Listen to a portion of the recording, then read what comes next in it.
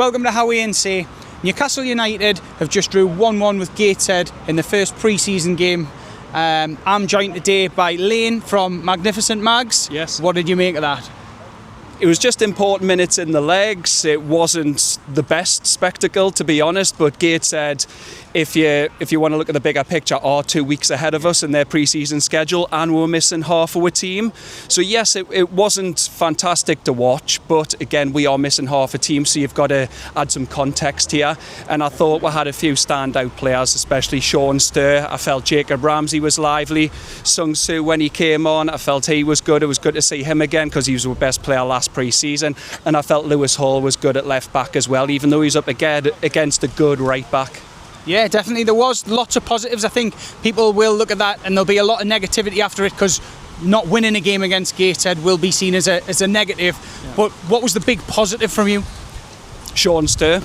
It tells you something though, that we have an 18-year-old who's just came in, and the fact that he controlled the game. But don't get us wrong, Gateshead have been a good team in recent years, especially under Mike Williamson, and they've been unlucky not to get promotion to League Two. So they're one of the best technical teams in the National League, so it was a good pre-season test. But Sean Sturr was definitely the big positive to come out of today's game. Definitely. And do you think there was anything that you can think there's an area for improvement, or something needs to change? Yes, I'd say right wing, because we really struggled. I've got to give credit to Gateshead's number 8, and on their right hand side, by the way, I've got to say as well, their number 2, their full back, and number 11. But their width was very good, and they were good offensively and defensively. They put the graft in, and I felt we really struggled with Leo Shahar and Jacob Murphy on that right side. So there's definitely areas for improvement, and that's an area where I feel we still need to get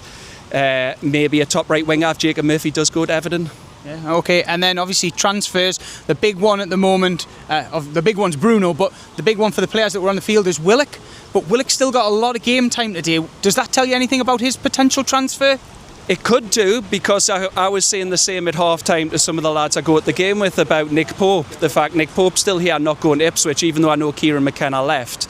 But yeah, the fact Willock's here, even though it's been said he's been in Istanbul and talking with Besiktas. But yeah, I don't feel Willock was too bad. I felt he was decent. His best strength is his legs and carrying up the pitch. He really gets you going forward from deep. And I don't think he was too bad, but nothing spectacular.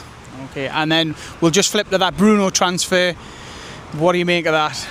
Well, actually at the end, someone went off with bleach blonde hair in sort of that gold sandy tracksuit. I don't know if it was Bruno. If you have heard it here first, I will be taking that one. But yeah, look, I'll say this about Bruno. Bruno's been my favourite player. He has. Everything he's given where he's played, he's sweated for the black and white, he's for the crest, he's been fantastic, and I don't deny him if he feels he can go to another club who can win a league title or the Champions League. Who's to say Arsenal can't win the first Champions League? And Arsenal are defending champions. What's to say they can't do it again? And he's probably looked at everything going on, the bigger picture. Because, look, I know we've had a lot of investment on the pitch. That's not against the owners, but we haven't seen it with the infrastructure. We still haven't heard about the training ground up at Woolsington. Nothing about if we're staying at St James's Park or going to a new stadium. So maybe like Gordon and Tonali, Bruno's like the projects feel like it's stalled, and maybe I've given everything and won you that long-awaited trophy, but maybe this isn't the end goal for us. So I don't blame Bruno for that. Again, I feel it's a lot of intermediary talk though at the moment. People are criticising Bruno online. I don't like it for what he's given with, and we don't, until Bruno's back, we won't know. I don't know if that was him today, like I said, but I don't blame him for going and wanting to win trophies if it turns out to be true. But I feel it's a lot of media talk at the moment, and if he really is Arsenal's number 1 target, where's the bid? Where's the bid? It's just all social media. Well, the talk is a £70 million bid. Does that get Bruno out the door? It's derisory, because I know people will compare and say, look what Morgan Rogers has went with for £117 million. Elliot Arneson to City, £116 million. They go, well, they're young. Yes, Sandro, but Sandro, for me, £100 million would really rinse Spurs, because at the end of the day, he was good at tracking back and breaking play up. But at the end of the day, Sandro's a runner. We've got £100 million for him. But yeah, Bruno offers a little bit more quality, doesn't he, on the ball? Oh, that's it. Bruno's technical quality is unquestioned. And I know he had a knock in the World Cup losing to Norway. But at the end of the day, he's 28. He's not 29 till November. We've still got the option of an extra year on his deal. And he's at the peak of his powers. So £70 million. Newcastle shouldn't even be picking up the phone. It's got to be around £100 million for me. Fair. And then obviously next week Newcastle are off to Bristol. You're off there as well. Yes. So hopefully you'll catch you again. What would you like to see different in that game?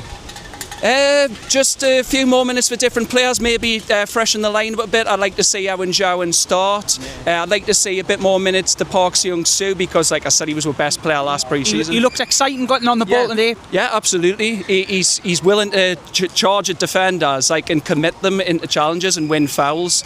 And again, I'd like to see a bit more from Joe Willock if he is going to stay here. And I just feel a few of the youngsters maybe need to do a little bit better than today, especially Sean Neve, I felt were a bit toothless up front, and Leo Shahar as well. But right back is a problem position at the moment with Tino being out long term. And do you think he can nail it down and it be his position to start the season, or do you think maybe we need to go into the transfer market and look to strengthen?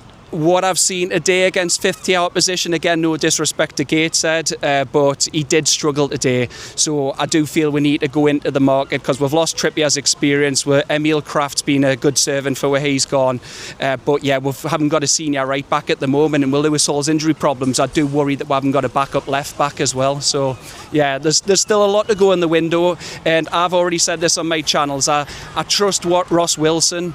I don't want to get on anyone's backs. There's still until September 1st to go, and he is shown that when it's not on social media and a bigger club will come in, when it's behind closed doors, that we are getting stuff done. So you've got to trust Ross Wilson to do his job or have a structure in place this summer. Nice one, thank you very much.